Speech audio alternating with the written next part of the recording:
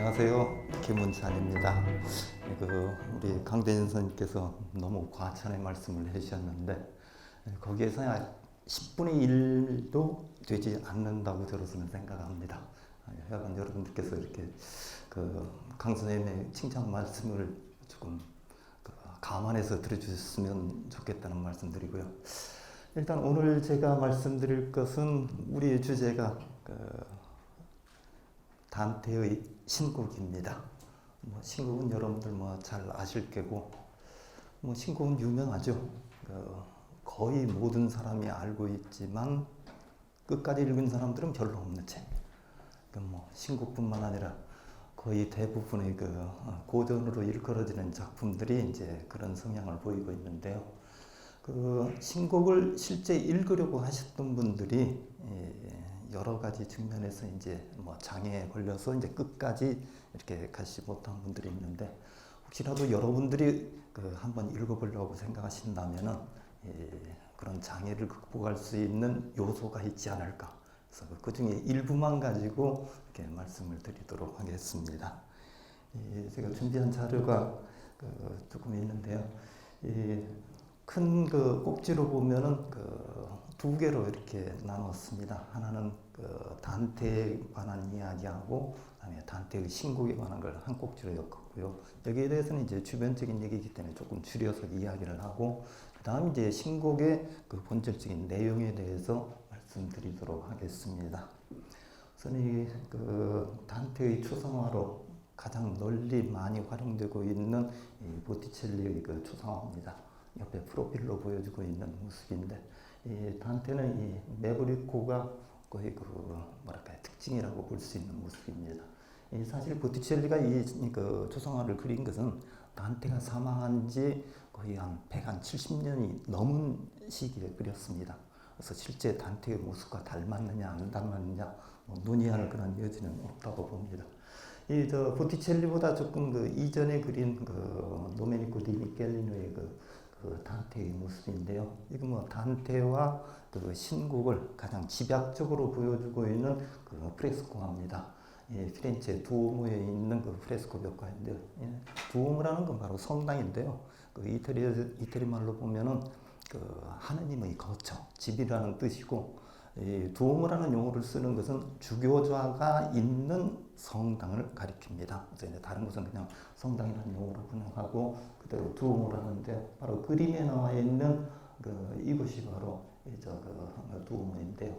단테가 신곡 저수를 들고 있고, 왼쪽에 있는 이 그림들은 신곡에서 이야기하는 지옥, 연옥, 천국의 모습이고, 이쪽에는 바로 피렌체, 단테가 참 애증의 모습, 관념으로 이렇게 바라봤던 피렌체의 모습을 보여주고 있습니다.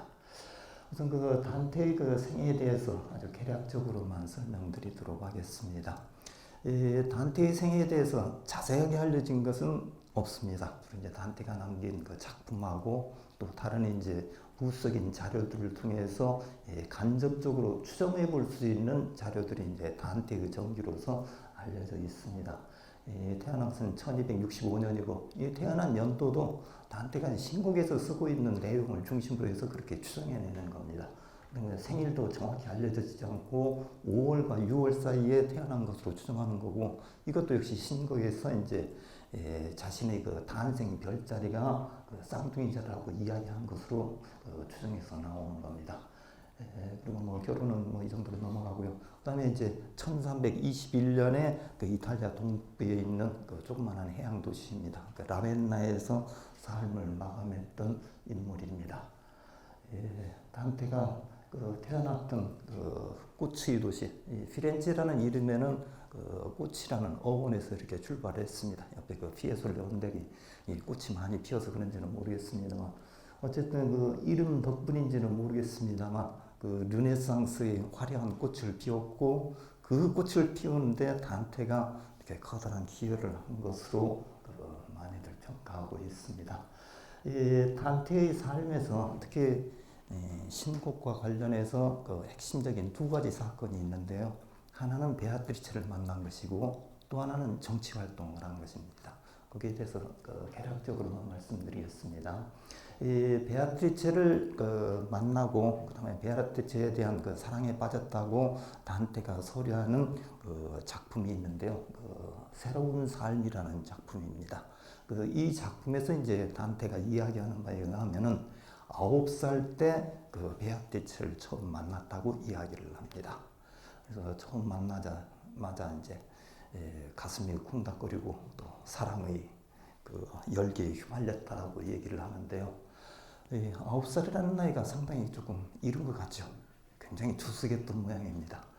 근데 단테가 이 9살로 설정한 것은 거의 그 의도적으로 그렇게 만들었습니다. 이게 3이라는 숫자와 베아트리체를 연결하려고 시도했고, 그래서 베아트리체와 관련된 모든 것을 3이라는 숫자하고 연관해서 이야기를 합니다.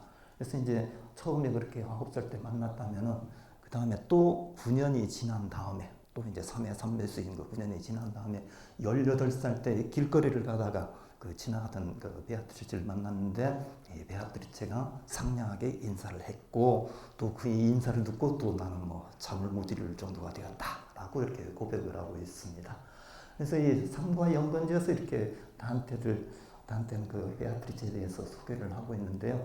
이 베아트리체는 뭐 실존적인 인물로 보자면은 피렌체에 있는 어느 귀족 가문의 그 딸로 이렇게 많이들 인정을 합니다만 사실은 현실적인 인물로서의 베아트리체보다는 또 문학적 장치로서의 베아트리체가 굉장히 강하다고 이렇게 말할 수 있습니다.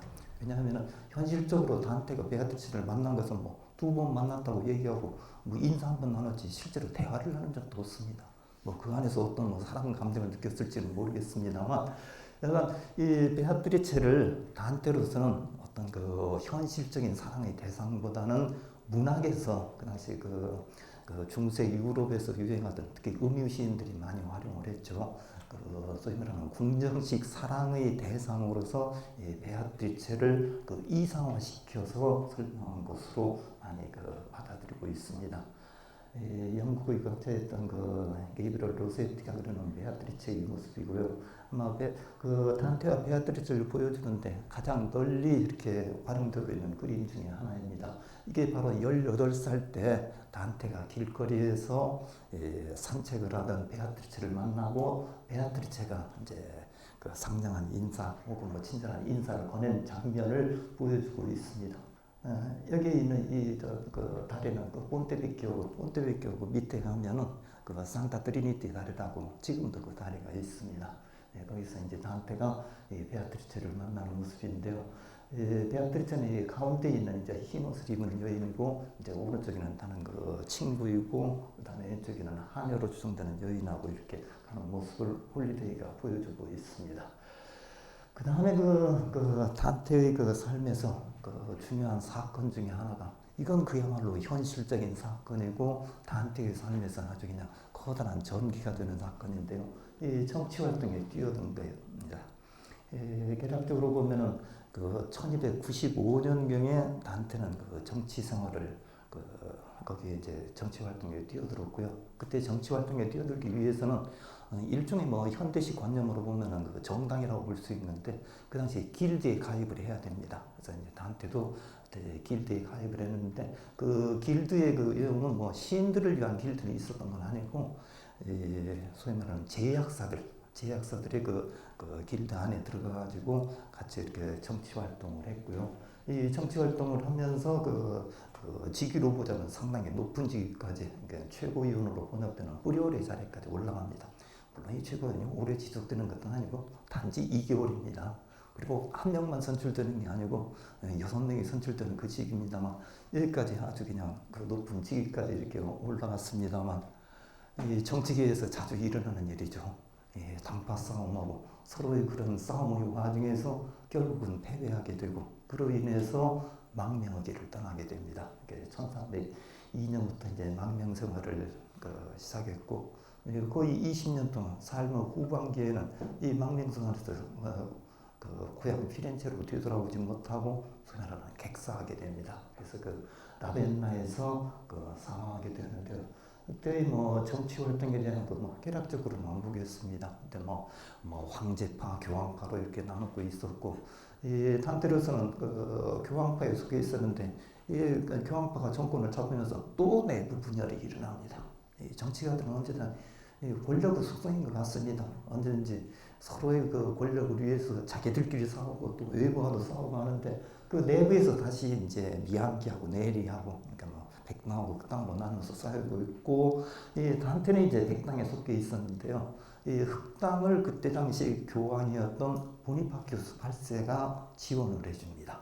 그래가지고 이제 그 맥락 하에서 이제 프랑스에서 발로아의 백작이 군대를 이끌고 그 피렌체로 이렇게 넘어오고, 그래서 이제 위급한 상황에서 단테하고 그 괴롭히 발장에 있던 이제 여러 인물들이 이제 교황에게 탄원을 하기 위해서 로마로 갑니다. 로마로 갔는데 그게 이제 1301년 후반기였는데 로마에 가가지고 단테하고 그 일행은 그 교황이 만나주지도 않았습니다. 그래서 이제 결국은 실패하고 이제 되돌아오는 과정에 정권이 바뀝니다. 정권이 바뀌어가지고 그때는 뭐 정권이 바뀌게 되면 그 이전에 있는 사람들을 뭐 심한 경우는 죽이고 추방을 하고 뭐 그렇게 됐는데, 단테 역시도 공금횡령이나 부정부패 혐의로 단테가 없는 상태에서 골석 배반을 해가지고 그걸로 기소가 됩니다.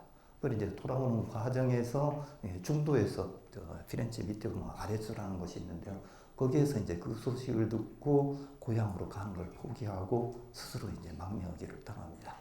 그때 이제 여러 사람하고 같이 망명을 떠났는데 그 동료 중에 하나가 누구냐면 페트라르카의 아버지도 있었습니다.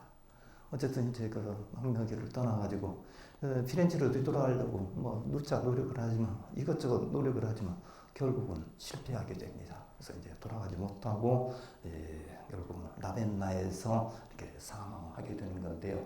바로 이 그 상황이 단테에게는 아주 뭐 결정적인 사건이었다고 볼 수가 있습니다. 이 아나니 성당 외벽에 있는 그 보니파큐스 8세의 모습인데요. 이 아나니는 어디냐면 밀란 그 로마 바로 밑에 있는 조그마한 소읍인데 이 보니파큐스 8세의 고향입니다. 이제 거기에 이제 그려진 모습인데 이 단테로스는 그 당시 교황이었던 보니파큐스 8세가 철천시의 원수라고 생각합니다. 그래서 아주 그냥 그 보니파큐스 8세에 대해서는 아주 비판적으로 보고요. 신국 안에서 그 신국의 저승 여행을 하는 그 시기는 1300년으로 했는데 아직 그 보니파큐스 8세는 그때 죽지도 않았는데 지옥에다가 그 보니파큐스 8세가 갈 자리까지 마련해 놉니다. 실제로 그 신국 내에서는 단테의 그런 어떤 개인적인 원한이나 혹은 개인적인 감정이 곳곳으로 묻어나는데 이 보니파큐스 8세를 거기에다가 미래 자리까지도 이렇게 마련해 놓고 있는 그런 상황입니다. 이건 그 피렌체에 보면은 그 산타크로체 성당이 있는데요. 이거는 묘지 성당으로 굉장히 유명합니다. 유명한 사람들이 굉장히 많이 들어있는 그 묻혀 있는 곳인데요. 미켈란젤로도 여기 있고 또 마키아벨리, 갈릴레이, 혹은 이제 그 근대 그 로시니, 뭐 보스콜로 이런 사람들이 다 여기 묻혀 있습니다. 그 성당에 이제 들어가면은 바로 오른쪽에 아주 그냥 그 성당 내에서도 가장 좋은 자리에다가 이 단테의 유를 이렇게 만들어 놨습니다. 근데 이 그 관 안에 단테의 시신은 없습니다. 그러니까 앞으로 오시면은 여기다 모시겠습니다 하고 이렇게 가묘를 이렇게 만들어 놓은 거고요. 실제 단테의 유물은 어디 있냐면 라벤나에 있는 이 무덤에 묻혀 있습니다. 이 라벤나는 그 조그마한 동네인데 유명한 게 두 가지가 있습니다. 하나는 이 단테의 무덤하고요. 또 하나는 모자이크로 굉장히 유명한 곳입니다. 저도 뭐 단테 무덤 때문에 여기를 한번 가봤는데요. 이 그 유고를 사실은 피렌체에서 단테가 이제 피렌체에서 쫓겨난 입장인데도 이 그 이제 신곡을 통해서 워낙 유명해지니까 피렌체에서 이 유고를 가져오려고 굉장히 많이 시도했습니다. 특히 르네상스 시대 그 피렌체의 메디치 가문은 아주 막강했었죠. 메디치 가문 출신의 교황이 직계만 2명이 나왔습니다. 특히 이제 16세기. 이 교황 그 레오 10세하고 뭐 클레멘스 5세가 이렇게 그 집권하는 시기에 이 단테의 유해를 가져오려고 막 온갖 압력을 가합니다. 그러니까 더구나 그 라벤나는 그때 이제 교황령으로 들어가 있었는데요. 또 라벤나 사람들도 이걸 끝까지 지키려고 노력을 하는데 특히 그 프란체스코의 수도사 몇 명이 유고를 빼돌립니다. 빼돌려가지고 비밀 장소에다가 이렇게 간직을 했습니다.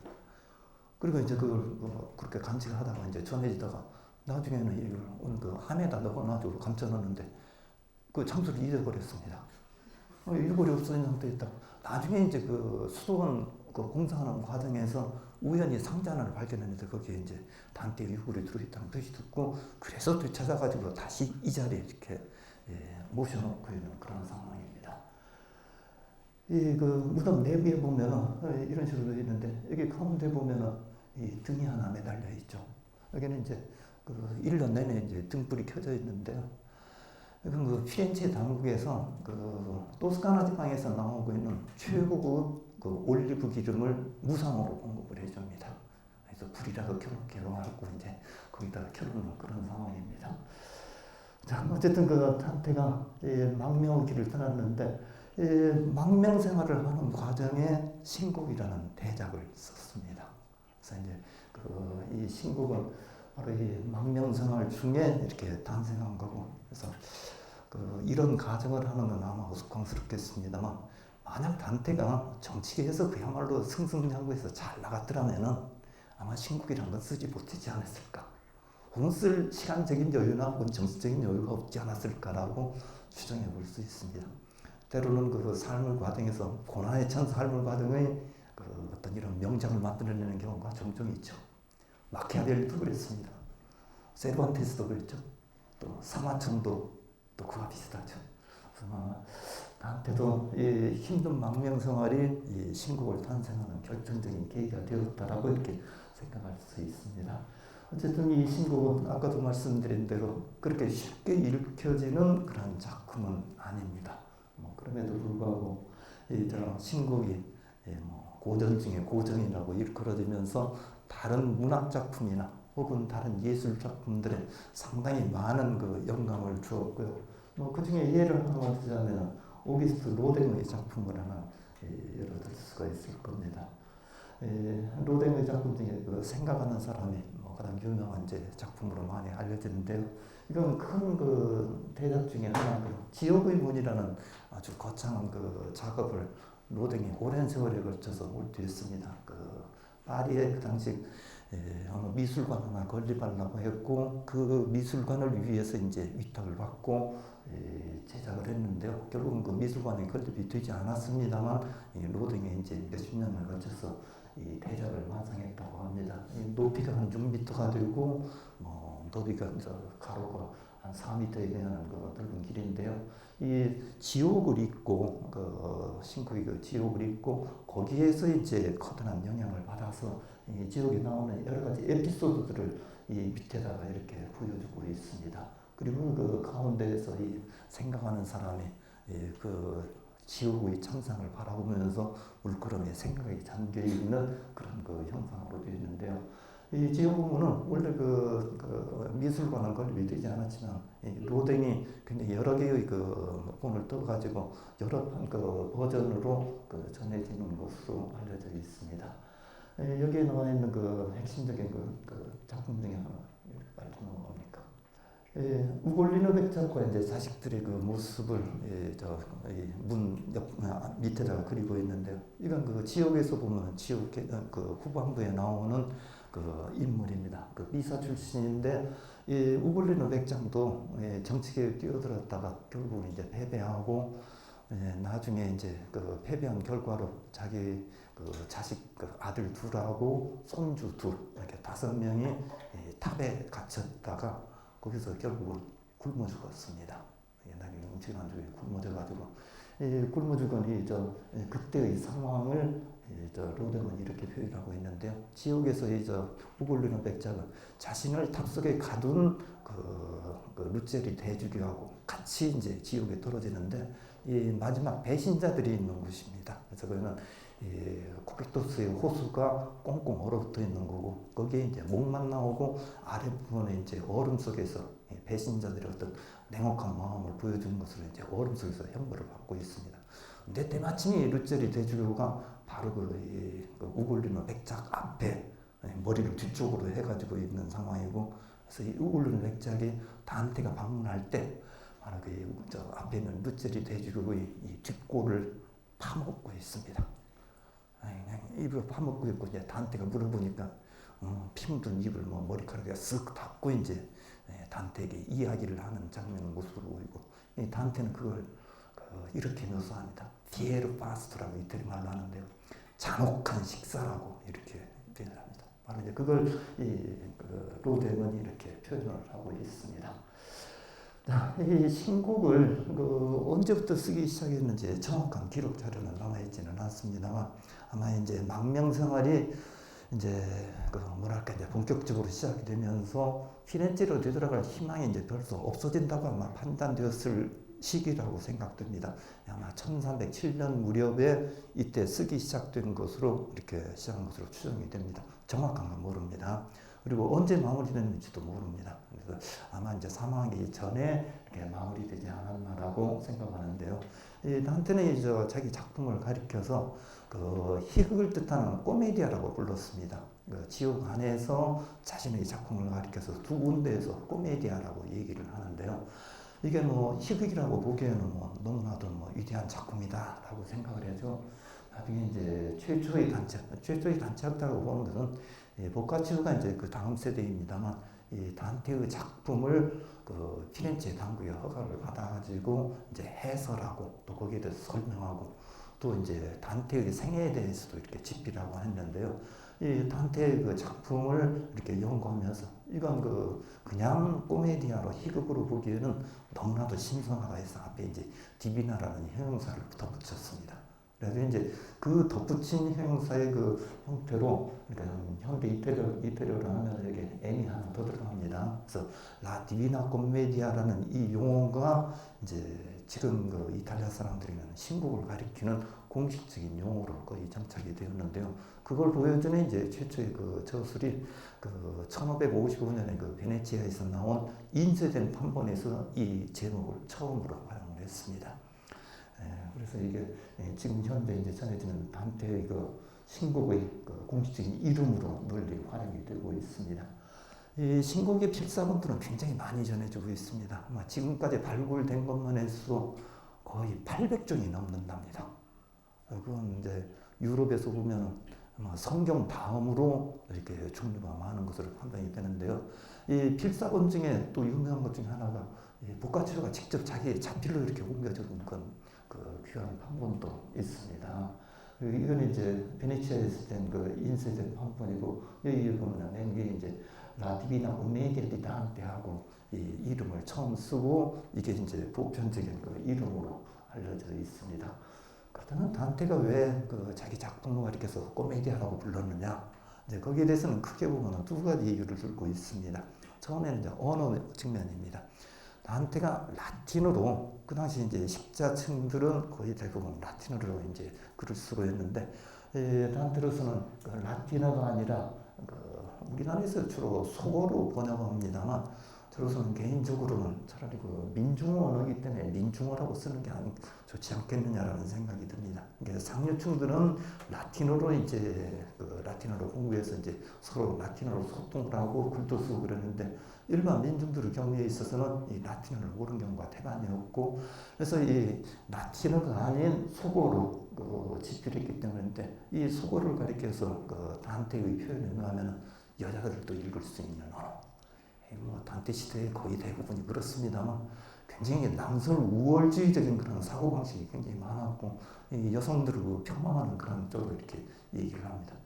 단테뿐만 아닙니다. 나중에 페트라르카도 보면은 굉장히 여성들에 대해서는 이렇게 폄하하는 그런 용어들을 많이 쓰고 있는데 그러면서 그런 민중의 언어로 썼기 때문에 그런다라고 하면서 그 이유는 바로 이제 아리스토텔레스의 개념을 확대 해석해서 그렇게 보고 있습니다. 그래서 이제 비극이라는 건 좀 더 높은 단계에 있는 작품이고 그래서 라틴어로 그리고 이제 고상한 문체로 또 고상한 주제를 다뤄야 되는데 이제 자기는 그렇지 못하는 겸손한 표현으로 이렇게 썼다고 얘기를 합니다. 그리고 이제 또 하나는 이제 단테 자신이 얘기하는 바에 하면은 이게 처음에는 지옥이라는 아주 그냥 음울하고 또 뭐랄까 끔찍하고 그런 상황에서 이야기를 시작하지만 이제 연호를 거쳐하고 나중에 이제 천국으로 갔을 때는 그야말로 모든 게 편안하고 행복한 상태로 이르기 때문에 그래서 이거는 이제 일종의 해피엔딩이기 때문에 그런 명으로 썼다라고 이제 그 스스로 이야기를 합니다. 구조와 형식 간단히 맞춘 말씀드리겠습니다. 이건 뭐 세 곡으로 여기에 또 3이 또 등장합니다. 그러니까 그 사실은 신곡 자체도 베아트리체와 아주 밀접하게 연관이 됩니다. 저승의 초소가 이제 지옥, 연옥, 천국이고 이 세 그룹 세 개의 그 깐티가로 노래편으로 나누고 각 노래편이 전부 다 33편의 깐독 즉 노래로 되어 있습니다. 우리나라에서는 곡으로 번역을 합니다만 이것도 3을 또 2개나 이렇게 겹쳤죠. 그러니까 전체 3편이기 때문에 99편이 될 텐데 앞에다가 하나를 덧붙입니다. 그래서 이제 그 지옥은 34곡까지 되어 있고 100은 이제 그 완성을 뜻하는 이제 의미로 되었는데 저는 그래가지고 이제 전체 보면은 그 행수는 14,233명입니다. 호메로스 일리아스가 15,000년이라는 걸 비교해 보면 상당히 긴 그 작품이죠. 내용에 대해서도 간단히 일단 말씀드리겠습니다. 단테의 신곡을 뭐 간단히 줄여서 이제 저승령이라고 저는 얘기하는데요. 1300년 부활절을 초론해 가지고 일주일 동안에 이제 저승 세계를 여행하고 돌아왔다. 이제 그 이야기를 펼쳐가는 것으로 이렇게 되어 있습니다. 사실 그 저승여행 이야기는 그 단테가 처음 시작한 것은 아니죠. 고전 신화에서도 뭐 테세우스도 갔다 오고 헤라클레스도 갔다 오고 또 뭐 오디세우스 혹은 단테가 스승으로 여기는 베르길리우스의 그 아이네아스에 나오는 그 아이네아스도 갔다 오고 이제 여기에서 나온 그 전통들을 이어받고 있으면서 또 거기에다가 이제 자기 나름대로 독창적인 여러 요소들을 그 덧붙이고 있는데요. 이 저승여행 그 일정은 딱 그 실질적으로 따져보면 5일입니다. 그러니까 지옥에서 만 24시간. 근데 이 지옥을 여행하는 24시간 동안 여행하는 중간에 쉬지도 않고 잠도 안 자고 합니다. 그리고 이제 연옥에서는 이제 사흘 밤 낮을 보냅니다. 근데 연옥에서는 이제 밤이 되면은 잠을 잡니다. 그리고 이제 천국에 가서 또 만 하루 동안에 그 천국을 또 주파해냅니다. 그래서 실질적으로 보면 이제 5일인데 이제 앞에 이제 하루 요즘 투어에서도 보면 뭐 비행기 안에서 자고 해가지고 그것도 날짜에 포함이지요. 단테도 조금 그런지도 모르겠습니다.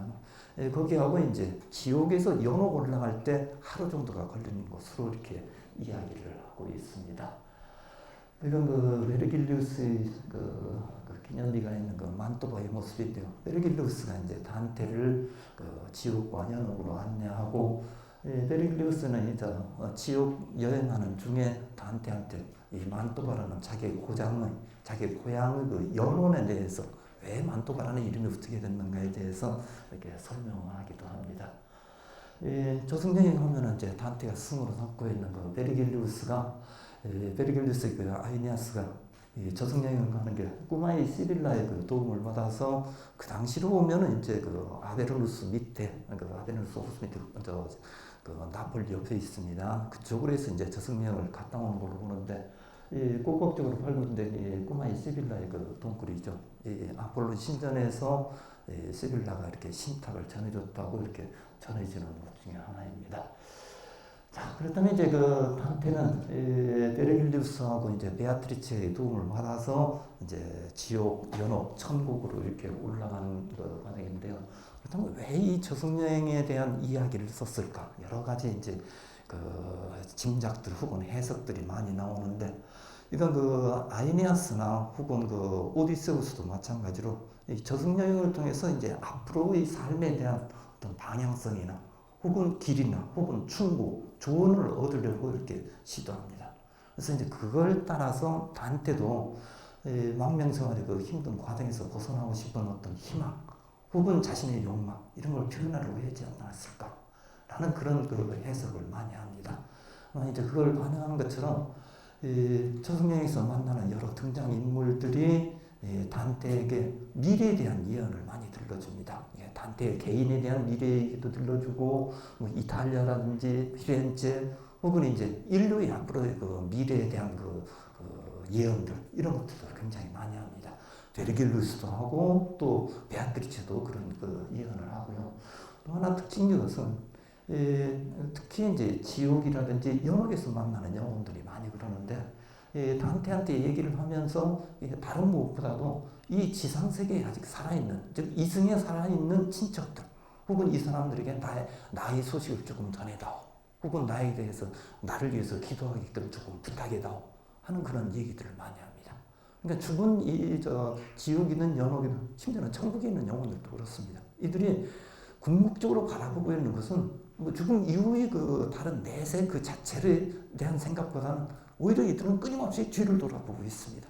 과거에 살았던 이승 세계에 대해서 이렇게 관심을 기울이고 있고, 그래서 이 저승 자체의 이야기보다는 그걸 통해서 어떤 이승의 삶을 되짚어 보게끔 만들기 위한 그러한 그 작품으로 쓰지 않았나라는 그런 그 생각이 듭니다.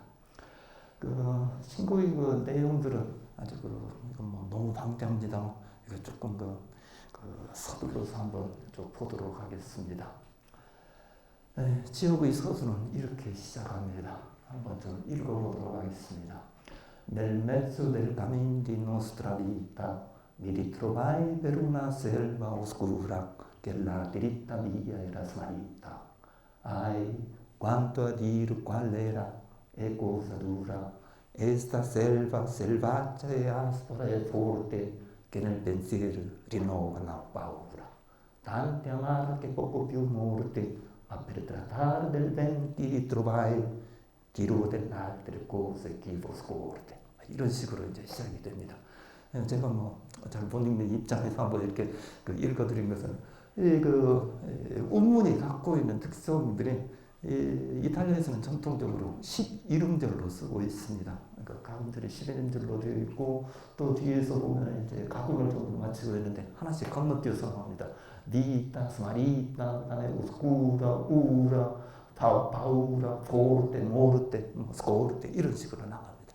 이건 이제 소위 말하는 사수run으로 하고, 또 이탈리아에서는 전통적으로 거의 대부분의 용어가 마지막에서 두 번째 이제 액센트가 있습니다. 그래서 vita, smarrita, dura, forte 하고 나옵니다.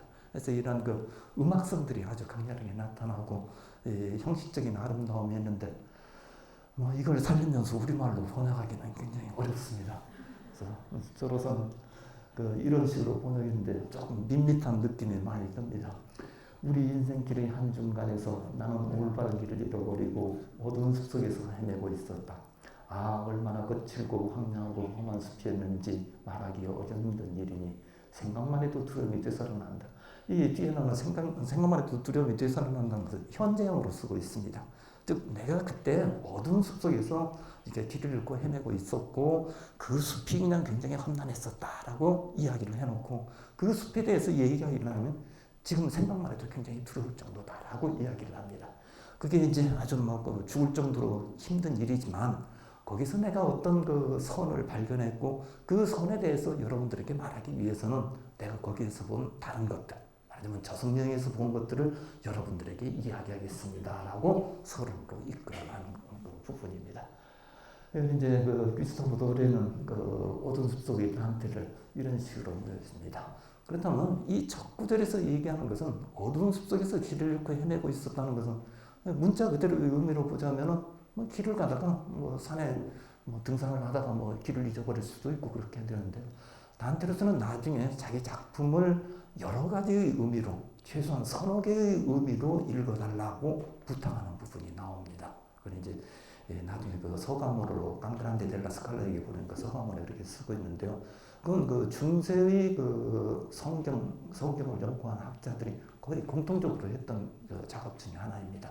그러니까 문자 그대로의 의미뿐만 아니라 그 안에는 알레고리적인 의미도 있고, 도덕적 의미도 있고, 신비적인 의미도 있고, 최소한 서너 가지의 또 다른 의미들을 도출해낼 수 있다고 보고, 그런 식으로 읽어달라고 얘기합니다. 그래서 어두운 숲속이라고 이야기를 하지만, 그 어두운 숲은 그 어두운 숲 그 자체의 그 의미도 있지만, 죄의 구름덩이를 상징하는 알레고리 혹은 이제 비유적인 의미로 이렇게 또 해석을 해야 됩니다. 근데 그에 대비되는 이제 뒤에서 좀 보겠습니다. 그 햇살이 비치는 온도, 또 하느님의 은총을 상징하고 이런 식으로 이 상징적인 혹은 이제 비유적인 해석들이 가능하게끔 이렇게 작성을 해놨습니다.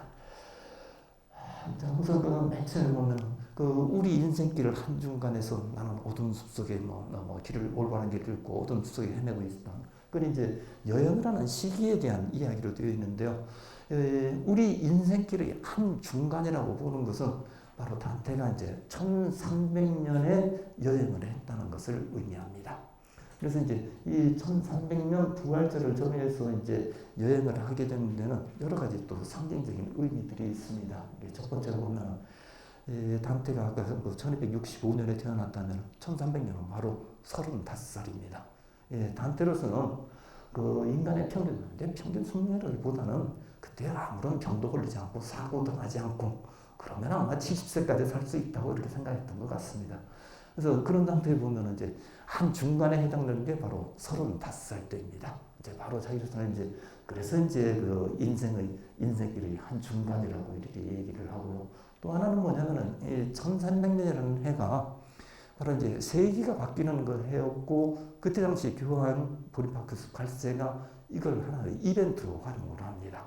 그래서 이제 하나의 칙령을 내리게 되는데 이때를 이제 그 당시 로마로 순례를 오고 로마에 있는 몇 군데 성당을 방문하고 또 자신의 죄를 뉘우치고 거기에 대한 보속을 하고 그러면 이제 사면을 내려준다라는 그런 칙령을 내립니다. 그래서 그걸 이제 공식적으로 하는 설날하는데 우리나라는 희년이라고 번역을 하는데요. 유빌라이움을 이제 그때 선포를 합니다. 최초로 이제 그걸 선포하고 그 선포가 엄청나게 효과를 많이 거둡니다. 그래서 그 당시 유럽뿐만 아니라 아시아에서까지도 어마어마하게 많은 사람들이 로마를 이렇게 올라왔던 모양입니다. 저도 그렇습니다. 죄 지은 사람들이 굉장히 많은 것 같았던 모양입니다. 그래서 그 이야기를 신곡 내에서도 이제 그 상황을 이렇게 설명을 하고 있습니다. 그래서 희년은 지금까지도 계속해서 유지되고 있습니다. 그래서 처음에는 이제 100년마다 이 희년을 부르고 했었다가 그 다음에 이제 100년까지 되면 그 사이에 1301년에 태어나가지고 99살까지 따라도 희년도 못 부르면 좀 억울하죠. 그래서 중간에 이제 50년마다 또 넣었다가 또 50살도 못 살던 경우도 있으니까 25년마다 지금은 씁니다. 다만 이제 이렇게 세기가 바뀔 때는 대희년으로 해서 이렇게 하죠. 그러니까 우리 가까운 대희년으로 보자면 지난 2000년이 대희년이었습니다. 그때 제가 무슨 일 때문에 이탈리아에 있었는데 로마에 가가지고 보수를 못해가지고 아직 죄를 씻지 못하고 있습니다. 그때 당시 김대중 씨가 대통령이셨죠. 그분이 다른 일로 오셨겠습니다만 로마를 한번 방문하셨습니다. 그래서 7 성당을 방문하고 죄를 뉘우치고 그랬으면 아마 죄를 다 보속을 받지 않으셨을까라는 그런 생각이 듭니다. 그리고 이제 부활절이라는 시기도 그렇습니다. 이 부활절은 이제 가톨릭 교회에서는 아주 중요한 날이었는데 이 부활절 시기가 대부분 보면은 춘분 무렵하고 또 이제 많이 부딪히고요. 가톨릭에서 보면 주님 탄생 예고 주일로 얘기합니다만 이제 성령으로 예수를 잉태했다는 사실을 이제 가브리엘 천사로부터 받는 날이죠. 소위 말하는 이제 육화가 이루어진 날로 이렇게 부르는 것이 바로 이제 춘분 무렵인데 그 당시 피렌체에서는 이때를 바로 이제 새해의 첫날로 봤답니다. 다른 지역에서는 이 크리스마스를 또 새해로 보는 지역들도 있었는데 피렌체에서는 그때 이제 새해의 첫날로 이렇게 봤고 그렇다면 이런 측면으로 보면은 물론 이때 1300년 부활절 날은 단테가 여행한 날짜는 이제 현대식으로 계산하면은 4월 10일 정도로 이렇게 됩니다. 그렇지만 이제 계략적으로 그걸 계산해 보면 이런 여러 가지 상징적인 의미들이 겹쳐진 날에 여행을 하는 것으로 되는데요. 이 앞에 나와 있는 이 1곡과 2곡은 이 작품 전체에 대한 서문 역할을 합니다. 그래서 이제 조금 전에 얘기했던 대로 이 단테가 어두운 숲속에서 길을 잃고 헤매고 있었고 그 어두운 숲속에서 이제 길을 잃고 헤매다가 보니까 저쪽에 마침 이제 아침 해가 떠오르면서 햇살이 비치는 언덕이 보입니다. 그래서 이제 그쪽으로 단테가 이제 올라가려고 이제 시도하고 거기로 올라가는데 갑자기 앞에서 이제 그 세 마리 짐승이 나타나가지고 단테의 길을 가로막고 있습니다. 그래서 도저히 올라갈 수 없는 상황에서 이제 뒤로 이렇게 그 뒷걸음질 치고 있으니까 이제 나타나는 게 이제 베르길리우스가 나타나가지고 저 짐승은 특히 이제 암늑대를 가리켜서 그렇습니다. 그러니까 어떤 수단으로도 막을 수 없는 상황이니까 저기로 갈 생각 말고 나를 따라와라. 저승을 통해서 내가 데리고 가겠다. 다른 길을 통해서 저 햇살이 비치는 언덕, 아니면 하나님의 은총을 상징하는 곳으로 그쪽으로 갈 수 있다라고 이제 이 얘기를 하고 이제 그 말을 따라서 이제 단테가 그 베르길리우스를 따라갑니다.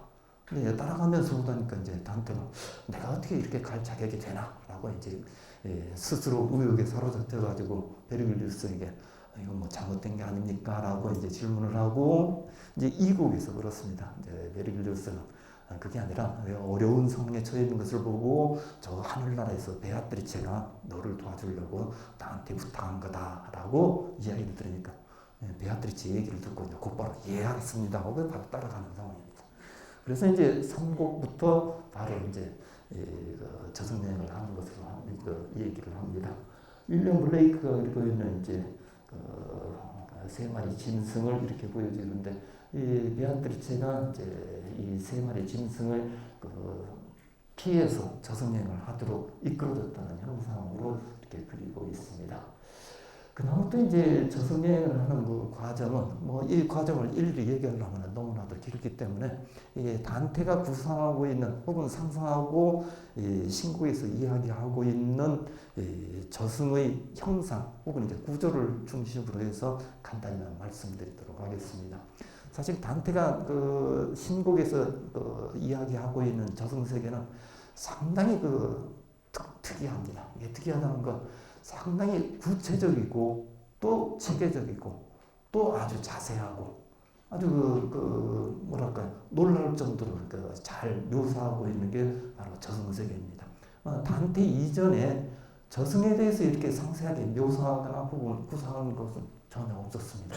뭐 그리스 신화에서도 뭐 하데스를 얘기하더라도 뭐 저쪽에 뭐 오케아노스 서쪽으로 가면 입구가 있고 뭐 그 땅속으로 들어가고 또 뭐 들어가 보니까 뭐 엘리시온 들판이 있고 등등등 뭐 무슨 몇 개의 강이 있고 하지만 거기에서 구체적으로 이렇게 설명을 하지 않습니다. 그러니까 조금 추상적이고 혹은 모호하고 혹은 이제 체계적이지 않은 상태를 하는데 단테는 이제 신곡 내에서 이 저승의 세 처소를 아주 상세하고 또 구체적이고 또 체계적으로 이렇게 묘사합니다. 그래서 일부 학자들은 이 단테의 저승 세계를 가리켜서 건축학적이다라고까지도 이렇게 칭찬을 하고 있는데요.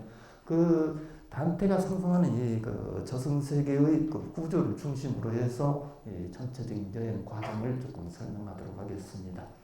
근데 단테가 상상하고 있는 저승 세계는 그 당시에 유럽 사람들이 갖고 있던 그 지구의 형상 혹은 이제 우주에 대한 관념을 토대로 해서 만들어졌습니다. 그래서 이제 지옥에 대해서 우선 보자면요. 지옥은 말 그대로 땅속에 있는 것으로 상상을 합니다. 땅속에 있고 그 지옥으로 들어가는 입구는 예루살렘에 있는 것으로 보았습니다. 근데 이제 그때 지구에 대한 관념은 중세 사람들은 이렇게 믿었던 모양입니다. 지구의 북반구에만 육지가 있고 그래서 거기에 사람이 거주할 수 있고 남반구는 완전히 대양으로 물로만 뒤덮여 있다라고 이렇게 생각했고 육지의 중심지는 예루살렘으로 생각했습니다. 그리고 이제 동쪽 끝은 스페인, 동쪽 끝은 인도고 서쪽 끝은 이제 스페인이라고 생각을 했죠. 단테의 머릿속에는 한국은 없습니다. 이렇게 생각을 했고요. 그렇다면 이제 땅속에 있는 지옥의 형상은 어떤 깔때기나 혹은 이제 뒤집힌 원뿔 모양으로 이렇게 되어 있는데 그 끝부분이 지구의 한 중심에 닿아 있는 것으로 상상을 했습니다. 그리고 이 지구는 지옥의 형상은 전체적으로 보면 9구역으로 또 나뉩니다. 여기에서 또 3배수로 나오죠. 근데 이제 크게 봐서 그렇고 세부적으로 보면 이제 좀 더 자세하게 쪼개집니다. 특히 지옥에서는 여러 구역으로 많이 쪼개지는데 아마 인간들이 그렇게 다양한 죄를 짓기 때문에 그렇지 않나라는 생각이 듭니다. 전체적으로 보면 24개, 이것도 또 3의 배수입니다. 24개 이렇게 구역으로 나뉘고 있는데요. 이건 그 스콧 차일스가 그리고 있는 그 단테의 지옥을 그 도형적으로 보여주고 있는 아주 멋진 그림입니다. 이 스콧 차일스는 지금 뭐 펭귄 클래식에 나오고 있는 그 도로시 세이어스가 영어판으로 번역한 그 신곡을 위해서 이 그림을 그려주었습니다. 근데 아주 제가 볼 때는 이 단테의 지옥을 가장 잘 묘사하고 있는 그림으로 생각해가지고 제 번역본에다가 이걸 좀 실으려고 했었는데 이 저작권자하고 이 출판사에서 아무리 찾을 수가 연락처를 찾을 수가 없더군요. 그래가지고 결국 실지를 못했는데 개략적으로 보면 이렇게 되어 있습니다. 이게 예루살렘이 중심이 있고 여기가 인도 이쪽에 스페인어도 있고 이게 이제 90도 각도로 이렇게 되어 있고요. 이게 이제 그 지구의 중심이고 여기까지 되어 있고 여기에 그 동굴이 나오는데 이건 이제 조금 이따 설명을 드리겠습니다. 그리고 그 맞은편에 이제 연옥의 산이 있는 형식으로 이렇게 묘사를 하고요. 세부적으로 보면 이렇게 됩니다. 이건 그 제가 그 펭귄 클래식에서 그냥 스캔을 떠가지고 가져온 거기 때문에 조금 양해해 주시기 바랍니다. 세부적으로 이렇게 전부 다 나뉘어져 있습니다. 이게 이제 지구의 중심이고 여기 이제 루키페르가 처박혀 있는 상상으로 되어 있는 그 형상으로 이렇게 되어 있습니다. 이 보티첼리가 남긴 그 단테의 그 지옥의 모습입니다. 이 그림 하나에다가 바로 단테가 지옥에서 묘사하고 있는 모든 그 지옥 이야기를 다 그려놓고 있습니다. 이 보티첼리는 나중에 뭐 이건 별개 이야기입니다만 종교에 몰입해가지고 이렇게 빠지고 있다가 나중에 말년이 돼가지고는 다른 그 화가로서의 활동은 절필을 하고 그 작품 활동을 하지 않고 단테의 신곡에만 매달려가지고 그 스케치만 남기면서 굉장히 좀 뭐랄까요 그 빈궁한 삶을 마쳤던 인물입니다. 그래서 그때 남긴 아주 그 멋진 저술인데요. 세부적으로 보면 이렇게 되어 있습니다. 이게 어디 부분이냐면 이게 8번째 그 원에 해당되는 이 부분입니다. 여기에서 맨 첫 부분인데요. 거기서 보면 이제 그 8째 원은 이제 첫째 구렁과 둘째 구렁이고, 그래서 단테하고 베르길리우스가 여기서 이제 같은 걸 여러 번 나오죠. 이게 그 시간차를 두고 이렇게 그 상황을 묘사하는 겁니다. 그래서 여기서 이제 가면서 이들을 살펴보고 또 여기에 보면은 이 돌로 된 아치형으로 된 다리가 있고 그쪽으로 건너서 또 두 번째 구렁이 있는 자들을 보고 뭐 등등 또 얘기합니다. 이 첫 번째 구렁에는 이제 사기꾼들이 많이 있는데요. 이 첫째 구렁에는 누가 있냐면은 그 첫째 구렁에 있는 자들은 보면은 그 순진한 여인들을 유혹해가지고 못된 짓을 하는 사람들, 혹은 뚜쟁이들, 이들이 여기서 이제 형벌을 받고 있습니다. 요즘에 그 미투에 관련된 사람들은 전부 다 여기 갈 겁니다. 여기 두 번째 구렁에는 또 누가 있냐면 아청꾼들이 있습니다. 이 아청꾼들은 여기는 뭐 시커멓게 나와 있는데 저속한 표현입니다. 똥물입니다.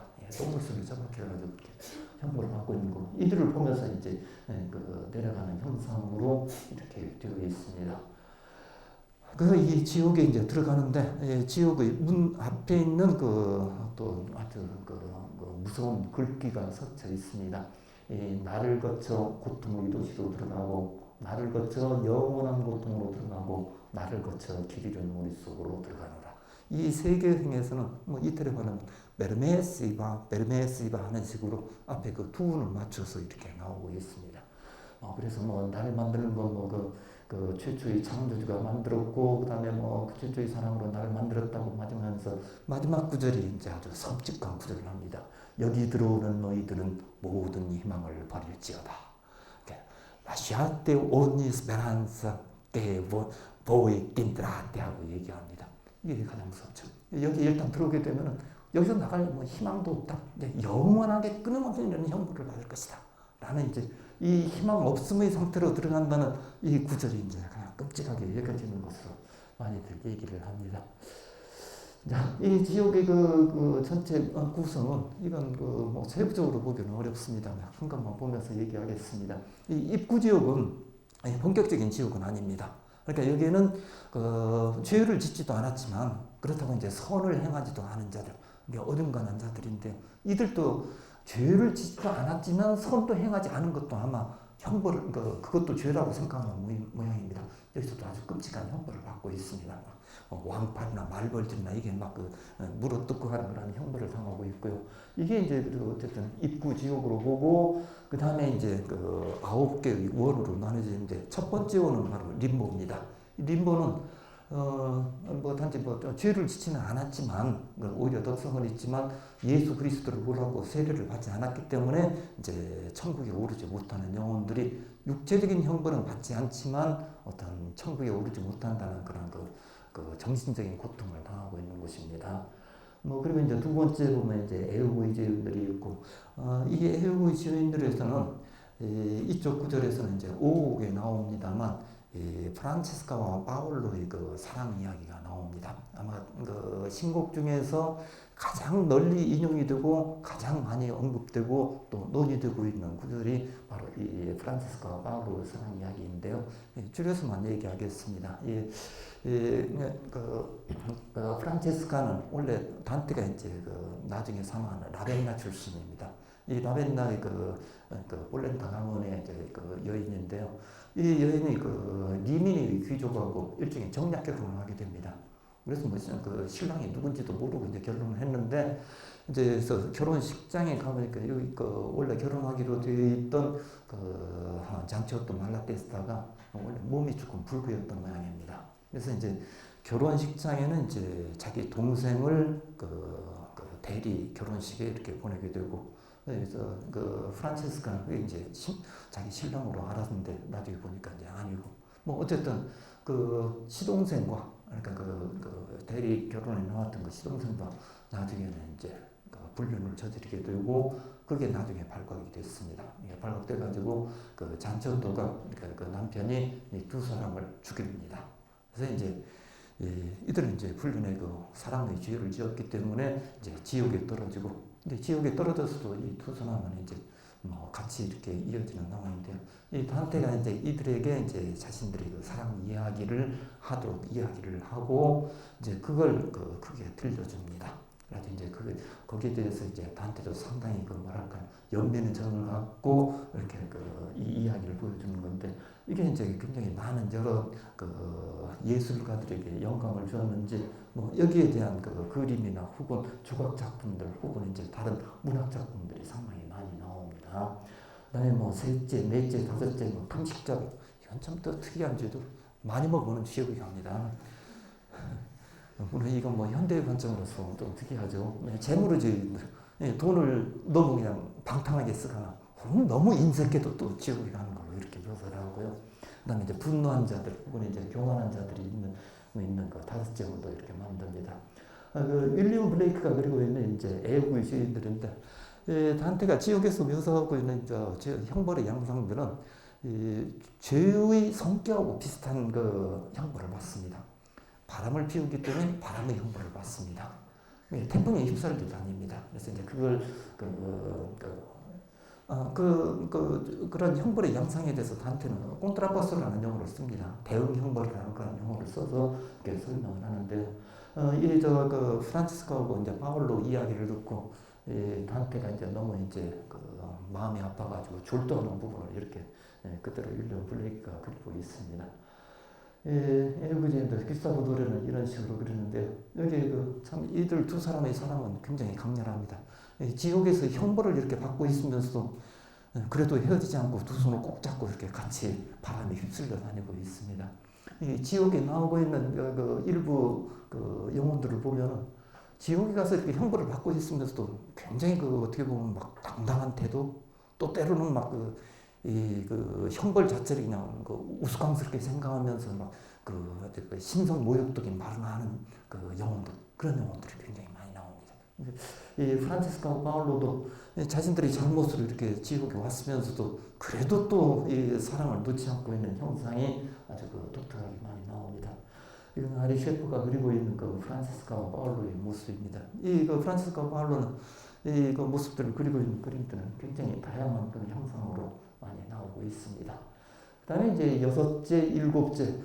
여섯째 원은 이제 여기부터는 사실은 이제 단테는 하부 지옥으로 이렇게 얘기를 하고 디스의 도시라는 용어를 씁니다. 그 안에 있는 원들인데요. 이 여섯 번째 원은 이교도하고 이제 이단들이 있고 그다음에 일곱째 원, 그러니까 일곱째, 여덟째, 아홉째 여기서부터는 또 세부적으로 여러분들은 나누어집니다.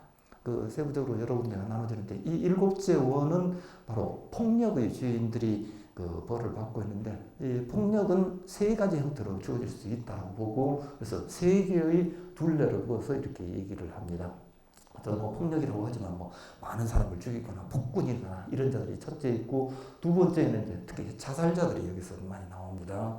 그다음에 이제 셋째 둘레에서는 뭐 신성 모독죄들이 나오고 또 특이한 것은 이제 셋째 둘레에서는 성소수자들 여기에 갑니다. 예, 남색 그 죄를 지은 사람들, 예, 동성애자들은 여기에 가는 걸로 하고 고리대금업도 단테의 관점에서 보면 이건 그 자연의 순리를 거슬러서 돈놀이 하는 것은 그 잘못되는 겁니다. 그 은행에 잘못 다니다 보면 여기 갈 수도 있습니다. 그리고 이제 여덟 번째 원으로 가면은 여덟 번째 원은 일곱 번째 원의 폭력의 시인이라면 여덟 번째 원은 기만의 시입니다. 기만의라고 하니까 조금 특이합니다. 사기꾼들입니다.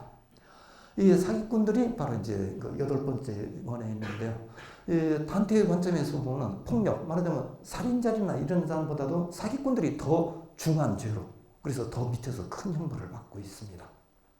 그래서 거기에 대해서는 뭐 단테가 이제 아리스토텔레스의 윤리학에서 그렇게 정의를 내렸다라고 이제 설명을 합니다만 그거보다는 단테의 관점에서 남을 속이고 혹은 이제 기만하는 것이 오히려 보면 이제 폭력의 죄인보다도 더 중한 게 아니냐라고 이렇게 강조하는 것 같습니다.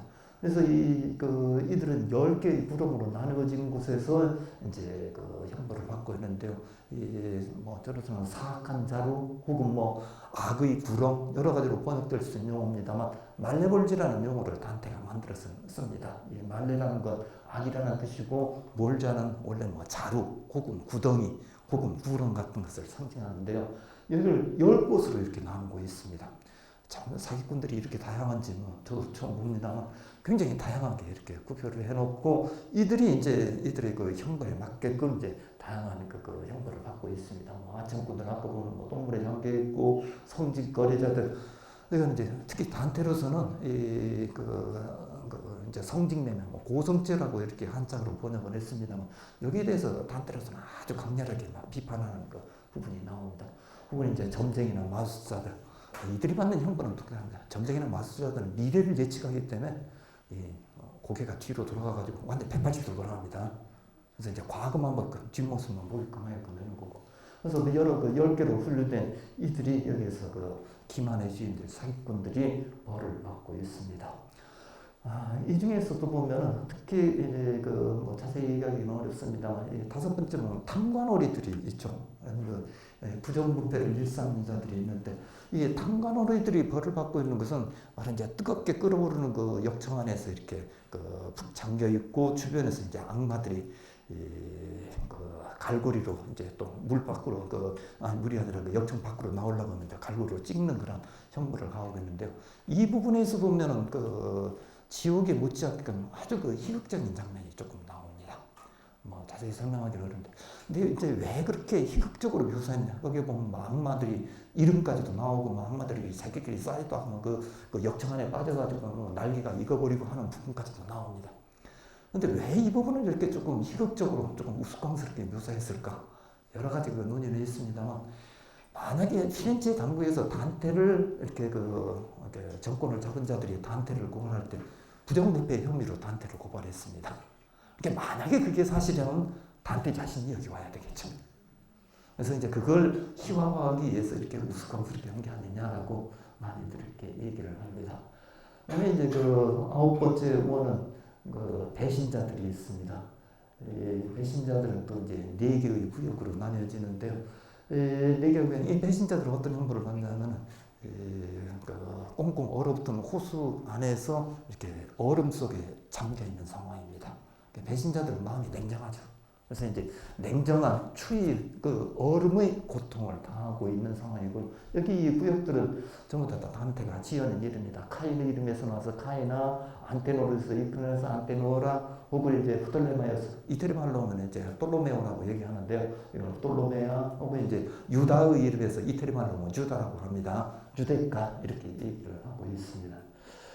그리고 지옥의 중심, 말하자면 주택가의 맨 가운데 보면은 지옥의 중심이니까 우주의 중심이 하기도 하고 또 지구의 중심이기도 합니다.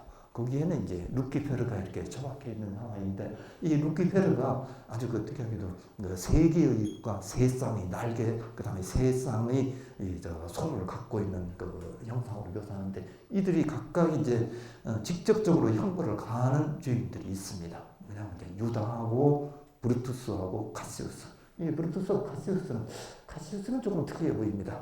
약간 브루투스하고 같이 이제 그 카이사를 암살했던 인물인데, 그러니까 이들은 이제 루키페르가 이렇게 막 질겅질겅 씹으면서 이렇게 형벌을 가하는 형상인데요. 그 단테의 얘기는 루키페르는 원래 이제 반역 천사죠. 그러니까 이제 처음에 이제 천사로 창조됐는데 창조되자마자 곧바로 이제 하느님께 반역을 했고 그 여러 동조하는 그 천사들하고 같이 지상으로 떨어져서 땅속으로 떨어져서 이제 악마가 된 것으로 묘사를 하는데요. 이 추락과 관련된 이제 그 이야기를 단테가 만들어냅니다. 그 루키페르가 떨어지면서 하늘나라에서 지상으로 이제 추락한 떨어지면서 남반구로 떨어졌답니다. 그때는 이제 지금 남반부에 그 육지가 있었는데 이 육지가 아마 살아서 움직였던 모양입니다. 이 루키페르가 떨어지니까 무서워가지고 이제 그 물속으로 숨고 또 이제 땅속으로 땅에 떨어져가지고 지표면을 뚫고 이제 뭐 아주 세게 떨어졌던 모양이죠. 이 지구 중심까지 들어박힙니다.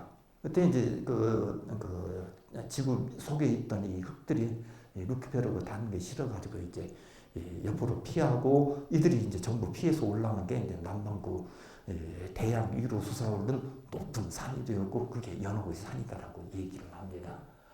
그래서 이제 근데 이 이야기를 단테가 만들면 아주 기발하게 만들어낸 겁니다. 다른 데서는 나오진 않는데요.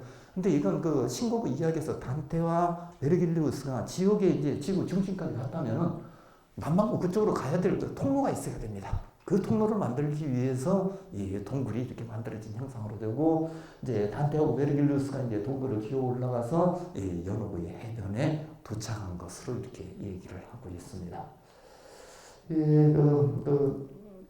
루키페르의 그 형상에 대해서는 아마 단테가 지오토의 이 그림에서 영향을 받은 것으로 많이들 해석합니다. 지오토는 뭐 여러분들 아시겠습니다만 르네상스 예술을 이끌어간 그 화가죠. 아주 뛰어난 화가로 되어 있는데 단테가 이제 연옥에서 이 지오토에 대해서도 이야기를 하고 그래서 지오토의 작품이나 여기에 대해서도 많이 언급을 하는데 그러니까 그 파도바에 있는 그 스콜레이 경당에 그 최후의 심판에 있는 그 세부 부분입니다. 아주 큰 그림인데 거기에 이제 그 루키페르를 이런 형상으로 지오토가 그리고 있습니다. 입에 다 물고 있죠. 그리고 손으로 쥐어뜯고 이걸 약간 변형해서 지옥 앞부분에서 이렇게 이야기하다가 묘사하고 있지 않나라고 많이들 해석합니다. 그러니까 그 그리스도 도래가 신라원에 단테 신곡이 아닙니다. 신라원 상파로 그리고 있는 그 추락의 모습입니다. 연옥으로 가겠습니다. 이제 겨우 우리는 지옥을 벗어났으니까 조금 편하게 가겠습니다. 부활절 일요일 새벽에, 그러면 이제 그 단테하고 베르길리우스가 저승으로 이제 지옥으로 들어간 것은 금요일 저녁 무렵으로 됩니다. 뭐 편의상 보면 아마 6시 정도, 저녁 6시 정도 됐다면은 이제 그 토요일 저녁 6시 무렵에 지구의 중심에 도달합니다. 그리고 이제 연옥의 그 해변에 도달한 걸 일요일 아침으로 이렇게 보고 있습니다. 근데 일요일 아침으로 본다면 이게 또 이제 하나의 문제가 조금 생길 수 있습니다. 예루살렘에서 연옥으로 보자면 그야말로 대척 지점에 있죠. 그러니까 지구의 정반대 지점에 있습니다. 그렇다면 이제 시간상으로 보자면 6시간이 빠르거나 혹은 6시간이 느려야 되죠. 그러니까 6시간이 느리다고 보면은 그 동굴을 기어서 올라가는데 24시간이 걸립니다. 근데 거기에 대해서는 설명이 하나도 없습니다. 그 동굴을 기어 올라갔다. 그리고 벌써 이제 밖에 나와가지고 별빛이 보였다라고 얘기하고요. 만약에 그렇지 않고 이제 24시간이 빠른 것으로 본다면 눈 깜짝할 새에 이제 올라가야 됩니다. 그래야 이제 그 일요일 새벽이 되는 거죠. 이제 여기에서 이제 아까 잃어버린 일주일 여행 중에서의 하루가 이제 보상이 된다고 보면 될 것 같습니다. 그러니까 일요일 새벽에 이제 연옥산의 그 해변에 도착하는데 이 연옥산을 지키고 있는 그 지킴이가 누구냐면 소카토입니다. 이 소카토는 그 로마 역사에 나오고 있는 그 위대한 인물인데 자살했습니다. 원래 자결을 했죠. 폼페이어스하고 카이사르하고 싸운 와중에서 이제 폼페이우스 편에 들었는데 결국은 카이사르를 못 이룰 것 같으니까 우티카에서 지금 그 아프리카 북부에 있는 카르타고 근처입니다. 거기에서 스스로 목숨을 끊었으니까 저살자들은 지옥에 있어야 되는데 단테루스는 소카트를 연옥의 지킴이로 올려놓은 것은 이제 중세의 관념이 그런 겁니다. 중세에는 특히 이 소카트를 가리켜서 자유의 수호자, 공화정의 수호자 뭐 높게 평가를 하죠. 그래서 이제 그걸 인정한 것처럼 이제 연옥의 지킴이로 이렇게 두고 있고 카톨릭이 이제 부탁해가지고 나한테는 이제 뭐 이슬로 얼굴을 씻고 또 이제 연옥을 사러 올 준비를 이렇게 해봤습니다. 근데 이 연옥이 갖고 있는 그 특징 중에 하나는 지옥에서 굉장히 끔찍하고 이제 뭐 참혹한 장면을 보였다면은 시와 노래 그리고 이제 예술의 노래편이라고 얘기하는데요. 여기에서 보면 굉장히 노래, 그림, 조각 혹은 이제 꿈이라든지 혹은 이제 환상이라든지 혹은 이제 특히 지상천국에서 보면 화려한 행렬이라든지 혹은 성극이라든지 이런 것들이 굉장히 다양한 이유로 펼쳐집니다. 그리고 그 각각마다 이야기가 전부 담겨 있습니다. 이제 그런 것들이 굉장히 많이 펼쳐지고 또 거기서 단테가 만나는 여러 인물들도 보면은 시인들이 또 굉장히 많고요. 예술가들이 굉장히 대량으로 많이 만납니다. 이게 이제 바로 그 연옥의 특징으로 이렇게 되고요. 이 연옥은 이제 아까도 말씀드린 대로 남반구 대양 한가운데 솟아있고 이 연옥은 전체적으로 보면 일곱 둘레로 이렇게 구별이 되어 있습니다. 이 연옥은 그럼 그 남반구 대양 한가운데 쏟아 있다면은 이걸 뭐 연옥을 그럼 어떻게 갈 것이냐? 여기 이제 연옥에 가기 위해서는 여러분들이 이제 나중에 이제 죽으면 이제 구원을 받아가지고 아마 연옥을 가셔야 될 텐데 그때는 이제 집결하는 장소는 어디냐면 연옥으로 곧바로 갈 수 없고 어디로 집결하게 되냐면은 이탈리아 로마 그 서쪽에 보면 테레레강 하류에 보면은 오스티아라는 항구가 있습니다. 거기가 집결지입니다. 혹시 이태리 구경을 못 하셨더라도 여러분들 천국으로 가기 전에 구경하시니까 걱정하시지 않아도 될 겁니다. 근데 거기 모여서 이제 대기하고 있다가 이제 천사의 거룩배를 타고 연옥의 그 산에 도착해가지고 이제 올라가는 것으로 이렇게 얘기를 하는데요. 연옥은 일곱 둘레로 구별이 됩니다. 이 둘레라는 용어가 단테는 이제 지옥에서도 일곱 번째 원에서 이렇게 쓰고 있는데 여기서도 동일한 용어를 쓰고 있습니다.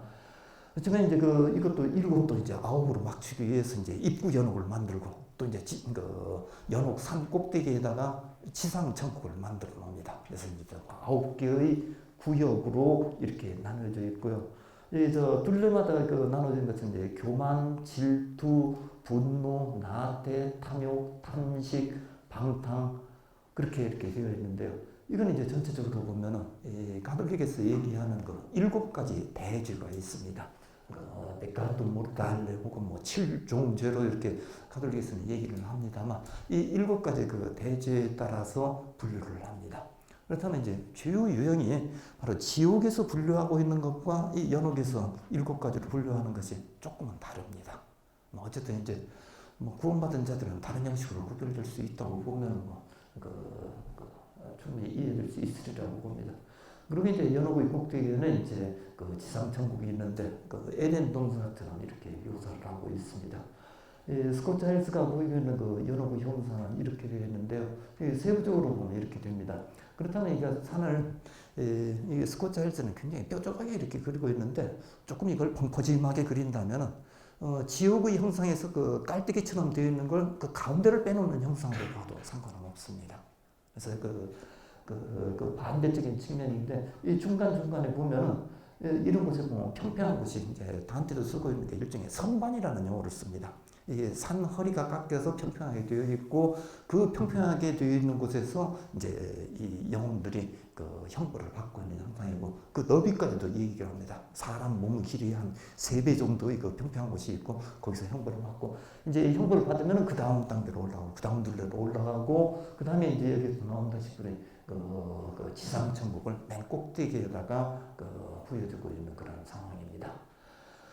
올라가는 과정은 이제 이미 거쳐갔다고 가정하겠습니다. 여러분들께서 한번 가보시기 바랍니다. 이 지상천국에서 보면은 아주 신비롭고 장엄한 무대에 펼쳐지는 거 이거 조금만 좀 설명하겠습니다. 여기에 대해서 이 지상천국에 대해서 상당히 길게 이렇게 묘사를 하고 있는데요. 베아트리체를 만나기 위해서 그렇습니다. 여기 이제 단테하고 베르길리우스가 그 지상천국으로 올라가니까 그 순간에 이제 어느 여인이 나타납니다. 그 마틸다라는 여인이 나타나서 노래도 부르고 그러면서 이제 이 강이 흐르고 있는데 강 정변에서 아주 그 화려한 퍼레이드가 펼쳐집니다. 그러니까 7개 막 거대한 촛대가 나오고 그 24명의 장로들이 머리에 화관을 들고 나오고 그다음 4마리 환상적인 짐승들이 나오고 그 안에 뭐 여기는 제가 쓰지 않았습니다. 그리프스가 이제 수레를 끌고 오고 또 다른 노인들이 뒤따라오고 아주 막 이들이 그냥 화려한 그 행렬을 이루면서 이렇게 나아옵니다. 그리고 이제 이 나오고 이 저 그리프스가 끌고 오는 그 수레 위로 이제 그 천사들이 막 수백 명이 나타나가지고 이제 꽃을 뿌리고 그런 가운데에서 베아트리체가 나옵니다. 이제 이 연옥의 꼭대기 갈 때까지 베아트리체가 없다가 이제 여기서 이제 천국에서 딱 내려오고 베아트리체가 이제 그 나타나자마자 이제 바로 그 베르길리우스는 자기 원래 있던 처소죠 림으로 들어갑니다. 그래서 이제 그 베아트리체가 나와가지고 이제 단테를 이제 뭐 어두운 그 숲속에서 헤매고 있었던 단테의 그 상황에 대해서 이제 여러 가지로 비판을 가하고 여러 가지 뭐 이야기를 나누고 그러다가 이제 여기서 이제 벌어지는 게 나중에 이제 베아트리체하고 그 단테가 같이 하는데 일종의 성극을 연상시키는 아주 그냥 그 커다란 사건이 벌어집니다.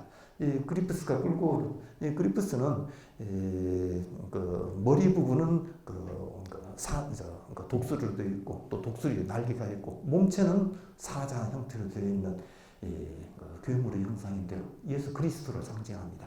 이 두 개의 성향이 같이 있어서 그러니까 인성과 신성을 동시에 갖춘 그 존재로서 이제 그리프스가 나오고 그리프스가 수레를 끌고 오는데 이 수레는 바로 그 교회를 상징하는 것으로 되어 있습니다. 여러분 그 수레 위로 베아트리체가 나타났다는 것은 베아트리체를 아주 그냥 단테로서는 그야말로 높은 자리에 올라옵니다. 나중에 천국에서도 보면은 베아트리체를 이제 이 천국에 이제 그 하나님을 중심으로 해서 이제 뭐 순백의 장미로 이렇게 뭐 새하얀 장미로 이렇게 묘사하는데 거기서도 상당히 높은 서열에다가 베아트리체를 높여놓고 있습니다. 거의 뭐 성모 마리아하고 다음 가는 자리에 높여놓는데 그렇지만 그 베아트리체가 뭐 실존 인물로서의 그 베아트리체라면은 뭐 좋은 그 업적이 있기를 만들어놨을까 좀 의아함이 들 정도입니다. 그래서 이제 문학적 잔치 혹은 하나님의 은총으로 이렇게 성경을 보는 것은 바로 이제 그 베아트리체가 지상적인 존재보다는 그 하늘에서 만들어진 존재가 아니냐 이렇게 그 해석하는 과정입니다. 그러면 베아트리체가 여기 내려와 가지고 이제 그 단테와 같이 하는데 이 그리프스가 이제 그 수레를 끌고 가서 이제 한쪽에 나무에다 묶어놓고 그 나무가 이제 곧바로 보면은 처음에 아담과 하와가 살았던 그 에덴 동산에 있었던 선악과가 열려있던 그 나무로 이렇게 묘사합니다. 여러분 거기 봤을 때 그리프스가 이제 그 수레를 나무에다 묶어놓고 있는데 갑자기 뭐 독수리가 나타나고 여우가 나타나고 또 용이 나타나가지고 막 수레를 응고매고 그 다음에 그 수레 위에 이제 어떤 그 아주 막 거대한 창녀가 하나 나오고 그 다음에 그 옆에 막 어떤 거인이 하나 나와가지고 막 둘이 막 음탕한 짓을 하고 뭐 그런 모습이 펼쳐집니다. 이제 그런 것들이 일종의 뭐 성국처럼 펼쳐지는데 그러니까 이제 그 해석하는 사람들이 하면은 그 지금 이제 그때 당시 단테 시대에 이제 교회가 당하고 있는 순환의 모습을 그렇게 형성한 것으로 많이 얘기합니다. 그래서 가령 뭐 그 당시 보면 그 거인이란 거 뭐 프랑스 왕이었던 뭐 필리프 4세를 뭐 가리키고 뭐 등등등으로 굉장히 다양한 그 해석을 하는데 그 교회가 당하고 있는 그 순환의 역사를 상징하는 것으로 많이 해석을 하는데요.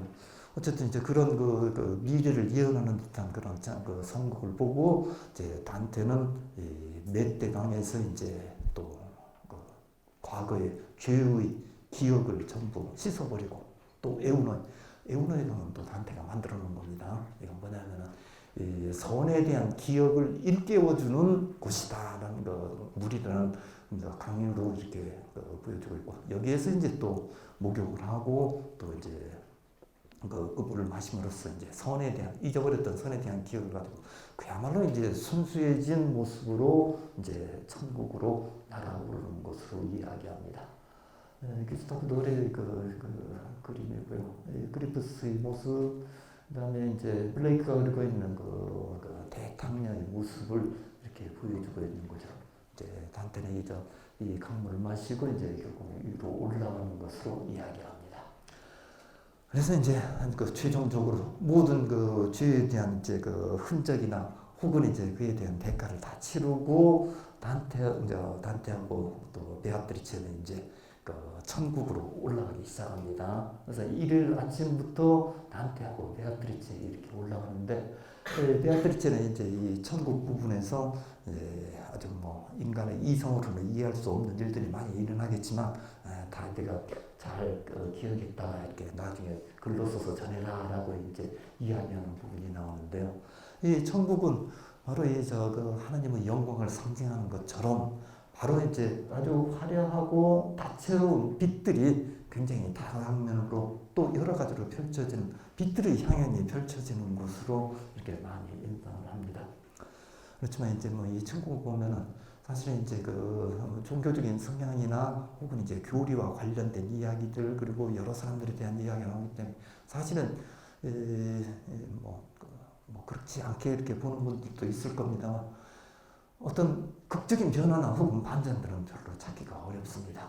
네, 그래서 어떻게 보면 단조롭다고 이렇게 그 평가하는 사람들도 있고 반면에 아니다. 저 천국은 또 나름대로의 아름다움을 가진 아주 멋진 글이다.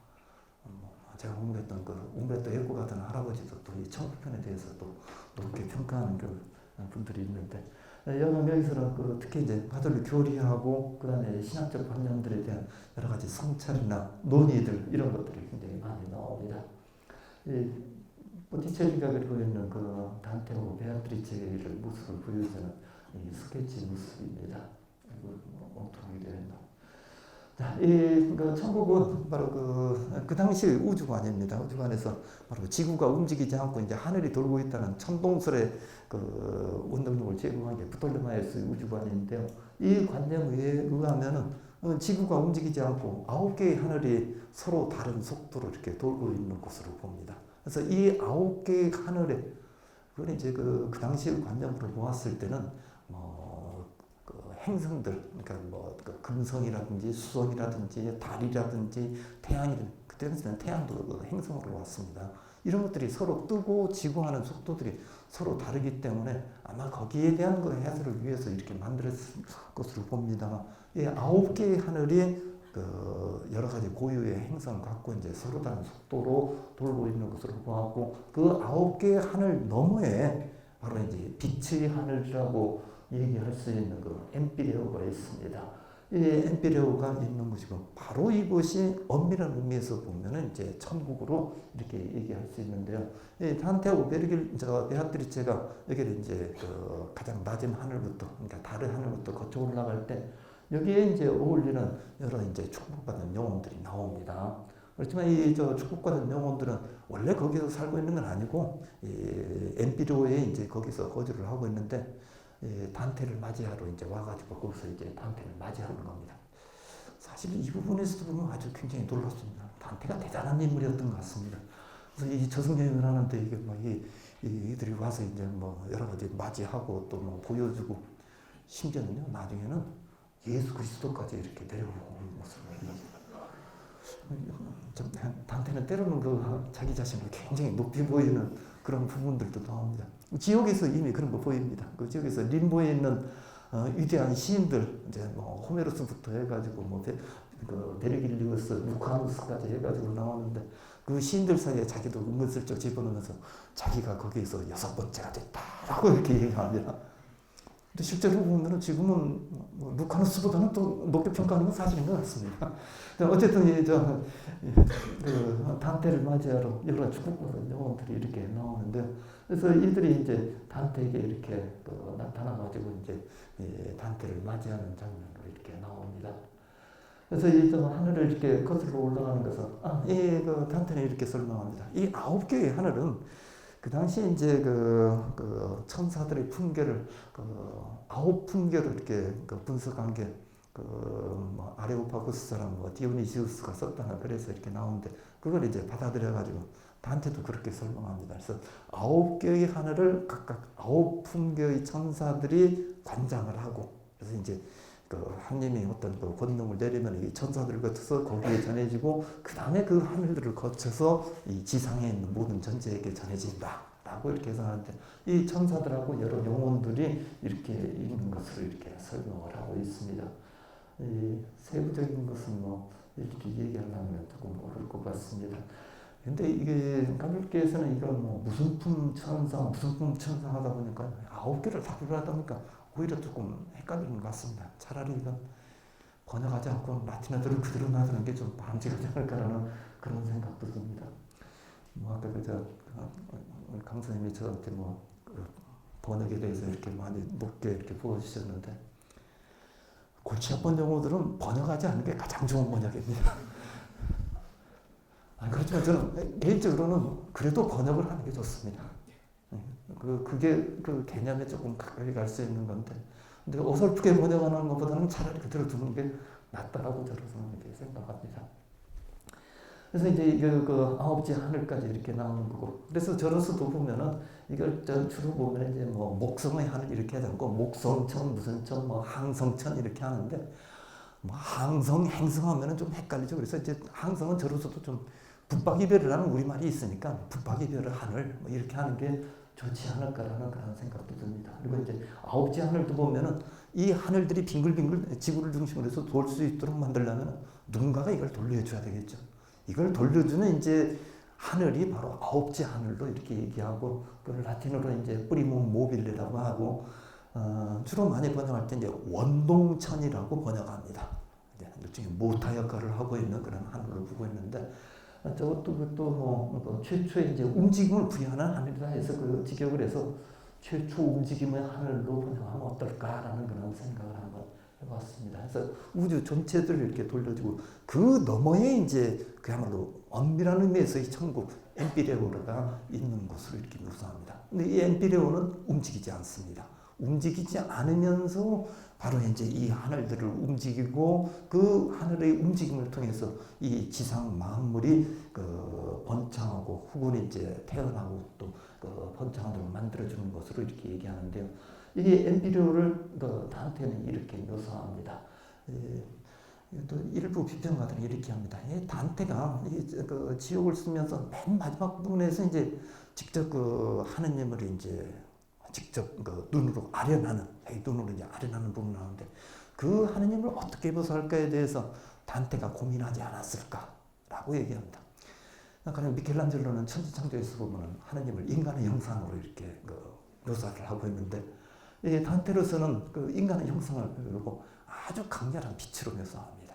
물론 이 천국으로 올라갈 때마다 이 천국 하는 대로 올라갈수록 빛이 강해지는 것으로 이야기합니다. 그래서 이제 단테가 올라가면서 조금 눈이 강해지고 조금 올라가는 식으로 강해지고, 보통 인간의 눈으로서는 이제 바라볼 수 없는 그런 형상이 되고, 그래서 맨 마지막에 최종적으로 이 하느님의 빛을 아직까지는 거기에 그 올라가서도 직접 바라볼 수가 없게 됩니다. 그래서 이제 베르나르두스 이제 성인이 내려와가지고 단테를 조금 이끌어가면서, 이 베르나르두스 성인이 이 성모 마리아 숭배의 가장 커다란 역할을 했던 성인인데, 성모 마리아께 이제 기도해가지고 이 단테의 눈이 강하게 해주십시오 기도해서 이제 직접 바라보게 만들고, 그래서 이 바라본 그 하나님의 형상을 그야말로 강렬한 빛으로 묘사합니다. 그래서 이제 그 엔피레오가 있는 그 전체를 강물처럼 흐르는 빛으로 이렇게 묘사하는 겁니다. 그 전체 그 하늘을 프톨마이오스 우주를 이런 식으로 이렇게 볼 수 있고, 스콜자이스는 이런 식으로 이렇게 그리고 있습니다.